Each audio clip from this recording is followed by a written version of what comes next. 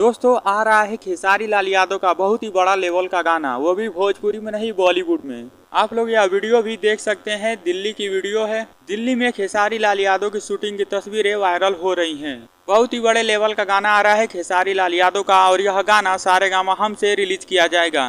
आप लोग मैं एक और जानकारी दे दूं, खेसारी लाल यादव का हर चैनल से गाना आएगा। आज भी एक खेसारी लाल यादव का गाना रिलीज हुआ है, हल्का साउंड व धूल उड़ा के रख दिया है। ग्लोबल म्यूजिक जंक्शन पर उस गाने को रिलीज किया गया है और वह गाना ट्रेंड भी कर रहा है और वह गाना 1 मिलियन व्यूज क्रॉस कर चुका है।